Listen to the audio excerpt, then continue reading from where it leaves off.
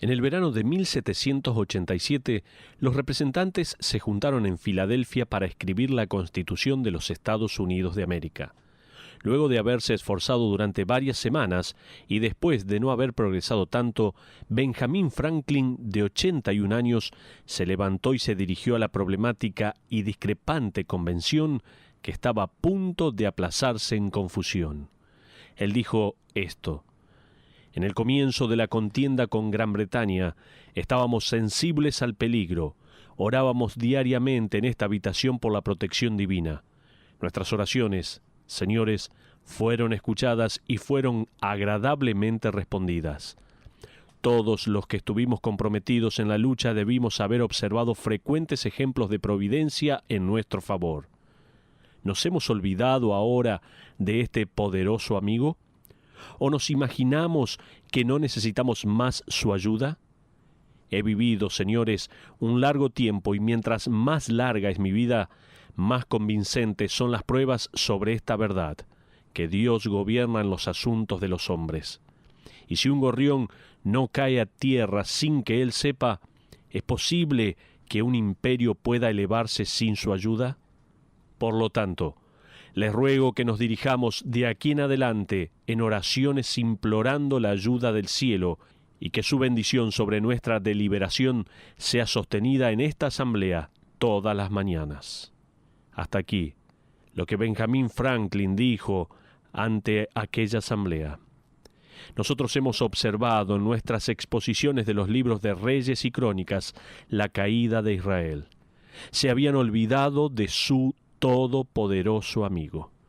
Vino el colapso de este reino del norte con Samaria como su capital mientras fue capturada por Asiria y vendida en cautiverio.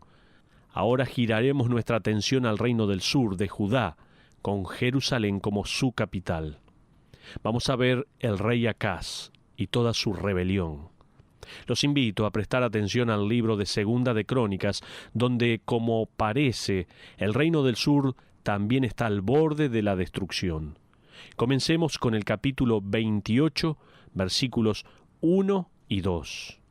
De 20 años era Acaz cuando comenzó a reinar, y 16 años reinó en Jerusalén, mas no hizo lo recto ante los ojos de Jehová, como David su padre. Antes anduvo en los caminos de los reyes de Israel, y además hizo imágenes fundidas a los Baales. Ahora, en el momento cuando Judá necesitaba a un rey piadoso, vieron a un malvado joven de 20 años ascender al trono y tomar el poder sobre la tierra.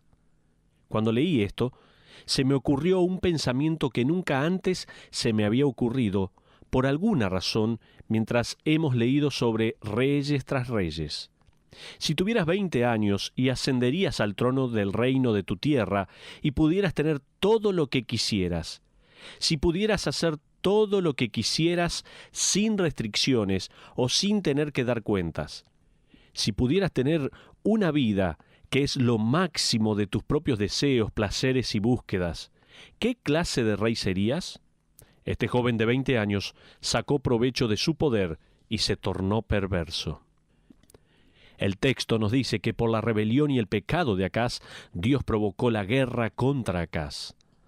Al final, Acaz intentó una alianza impía con Asiria, de manera tal que Asiria protegiese a Judá.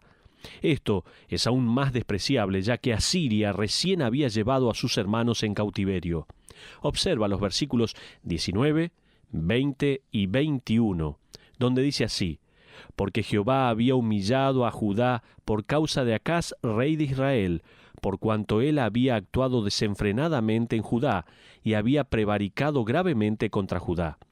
También vino contra él Tiglat-Pileser, rey de los asirios, quien lo redujo a estrechez y no lo fortaleció.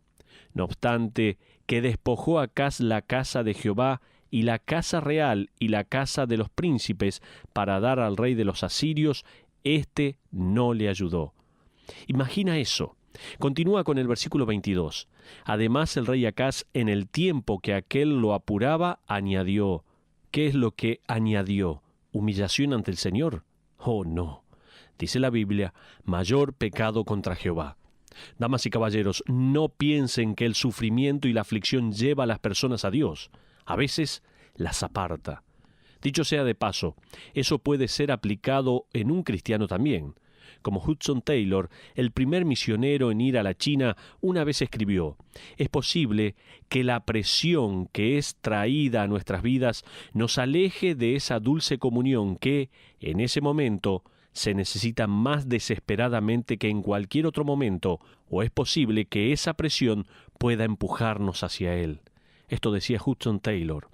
Probablemente hayas experimentado esa verdad en tu vida muchas veces.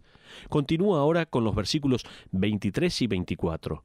Porque ofreció sacrificios a los dioses de Damasco que le habían derrotado y dijo: pues que los dioses de los reyes de Asiria les ayudan, yo también ofreceré sacrificios a ellos para que me ayuden, bien que fueron estos su ruina y la de todo Israel.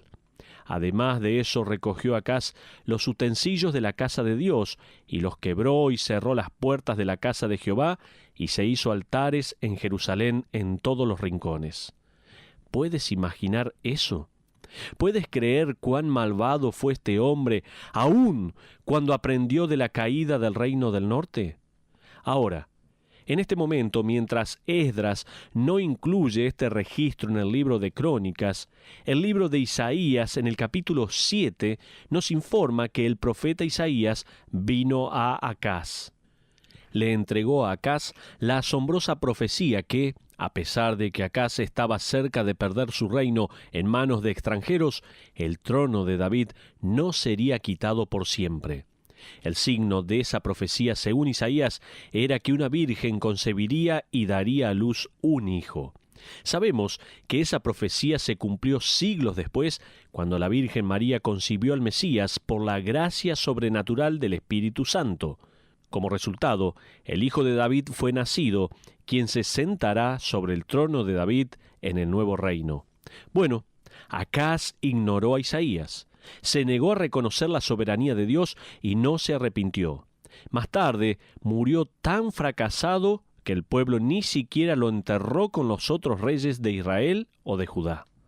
Pero ahora vamos a ver también el rey Ezequías. Aquí hay un reavivamiento. Ahora, cuando observamos la idolatría y la caída del medio reino del norte, recordamos las palabras de Thomas Jefferson referidas a los Estados Unidos. Él decía esto: me estremezco por mi país cuando reflexiono que Dios es justo y que su justicia no puede dormir para siempre. Luego de leer lo que acabamos de leer sobre el reino del sur y del malvado Acaz, casi podemos escuchar la adormecida justicia de Dios que está comenzando a despertar. Sin embargo, algo notable sucede, algo increíble. Hay un reavivamiento. Justo cuando pensaste que la nación estaba en la cuenta regresiva, cuando cualquier fiel que había quedado pensó que no había esperanza para su nación, algo increíble sucedió. Mira el capítulo 29, versículo 1. En su primera parte dice: comenzó a reinar Ezequías siendo de 25 años y reinó 29 años en Jerusalén. Salta a los versículos 3 y 4. Dice: en el primer año de su reinado, en el mes primero, abrió las puertas de la casa de Jehová y las reparó, e hizo venir a los sacerdotes y levitas y los reunió en la plaza oriental. ¿Puedes creer esto? El hijo del perverso rey Acaz asciende al trono y esperarías que siguiera con los mismos negocios de su padre. Aún así, en su primer día, dentro de los 100 que estuvo en el trono, comienza a restaurar lo que su padre había destruido. Su primera declaración es: abran las puertas del templo y mientras lo hacen, repárenlas. Es hora de limpiar la casa. Nos preguntamos, ¿por qué? Estaba por ocurrir un reavivamiento en la tierra. ¿Quién podría haber imaginado que esto iba a pasar alguna vez? Vamos a ver algunos pasos hacia ese reavivamiento. Ezequías comenzó limpiando la casa de adoración, lo cual es una analogía para la necesidad de nuestra nación. ¿Sabías que los sacerdotes estuvieron por lo menos 8 días limpiando la basura que había en el templo? El templo se había convertido en una clase de depósito de la nación. Cualquier chatarra que querían guardar y que no querían realmente tirar, las almacenaban en el templo. Le tomó 8 días a los sacerdotes quitar toda la basura y luego 8 días más para limpiarlo a través de una ceremonia con la sangre de animales que murieron para traer expiación. Entonces iba a haber un reavivamiento. Ahora observa el versículo 20. Y levantándose de mañana, el rey Ezequías reunió los principales de la ciudad y subió a la casa de Jehová. Imagínate esto. Este es el presidente y todos los miembros del Congreso levantándose temprano y yendo a la casa de Dios. Ahora, lo próximo en ocurrir es que hacen ofrendas y sacrificios. Primero, la ofrenda quemada y luego la ofrenda por los pecados. No entraremos en todos los detalles, pero están reconociendo que han pecado contra Dios y están haciendo lo que Dios ordenó en el libro de Levítico para propiciar o expiar sus pecados. Iban a lidiar con sus pecados de la manera en que Dios dijo que lo hicieran. Ese es el paso inicial. Observa ahora una ilustración en el capítulo 29 de Segunda de Crónicas, versículos 23 al 24 en su primera parte. Segunda de Crónicas, capítulo 29, versículos 23 y 24. Dice así la palabra de Dios. Después hicieron acercar delante del rey y de la multitud los machos cabríos para la expiación, y pusieron sobre ellos sus manos, y los sacerdotes los mataron, e hicieron ofrenda de expiación con la sangre de ellos sobre el altar, para reconciliar a todo Israel. Esto es fascinante, dado a las palabras como se traducen en mi texto. Pusieron sobre ellos sus manos. Esto no suena con tanta fuerza o con la dinámica que el verbo hebreo sugiere. La palabra podría ser traducida hicieron presión sobre, o literalmente se reclinaron con su peso sobre aquellos animales. Era un gesto simbólico que no era solo una palmadita dada por los sacerdotes mientras ponían sus manos sobre las cabezas de esos animales. Era un reclinamiento con todo su peso. Era una forma pictórica de sugerir que estamos poniendo sobre ustedes, que están a punto de morir, todos los pecados de la nación. Reconocemos que hemos errado profundamente contra Dios y estamos empujando esos pecados en aquellos que van a dar sus vidas para pagar por el sacrificio. Observa la palabra clave en el versículo 24, que es la palabra reconciliar. Esta es la palabra hebrea para kafar, la cual puede ser traducida como pagar el precio del rescate. Este animal para el sacrificio pagará el rescate que era demandado por el pecado. Sabemos, aún en el Nuevo Testamento, que Romanos dice en el capítulo 6, versículo 23, porque la paga del pecado es muerte. ¡Qué increíble presagio de Jesucristo, quien es el Cordero de Dios que quita el pecado del mundo! Este es aquel Cordero que, según Primera de Juan capítulo 2, versículo 2, presionaría contra su cuerpo, así como lo hizo el pecado del mundo. También es interesante en el Nuevo Testamento que vemos a Jesucristo completando todas las imágenes sobre el sacrificio que nos son dadas en el Antiguo Testamento. Por ejemplo, Marcos, capítulo 10, versículo 45, en su última parte, nos dice que Jesucristo vino para dar su vida en rescate de muchos. También en Primera de Pedro, capítulo 1, versículos 18 y 19, Pedro se refiere a los cristianos como aquellos que han sido rescatados por la sangre de Jesucristo. Lo que parece estar sucediendo es que el rey, el Congreso y la congregación están básicamente diciendo: «Oh Dios, hemos pecado contra ti. Reconocemos que debemos hacer lo que tú has establecido que hiciésemos con el pecado. Por lo tanto, ofrecemos estos sacrificios». Para nosotros hoy, en esta dispensación de gracia, simplemente ponemos nuestra fe en la obra de sustitución, en la obra de expiación del Cordero de Dios, quien pagó el sacrificio final de una vez y para siempre por nuestros pecados. Ahora, ¿qué haces una vez que has sido perdonado? Lloramos. Tal vez lo has hecho. Nos reímos por el alivio. Quizás. ¿Qué hay que cantar? Bueno, eso es lo que ellos hicieron. Mira los versículos 25 y 26. Puso también levitas en la casa de Jehová con címbalos, salterios y arpas, conforme al mandamiento de David, de Gad, vidente del rey, y del profeta Natán, porque aquel mandamiento procedía de Jehová por medio de sus profetas, y los levitas estaban con los instrumentos de David, y los sacerdotes con trompetas. Saltemos a los versículos 28 y 29, por favor. Y toda la multitud adoraba, y los cantores cantaban, y los trompeteros sonaban las trompetas. Todo esto duró hasta consumirse el holocausto. Y cuando acabaron de ofrecer, se inclinó el rey, y todos los que con él estaban y adoraron. ¿Puedes imaginarte esta vista? He leído sobre la primer presentación de la gran obra El Mesías ante la realeza de Gran Bretaña.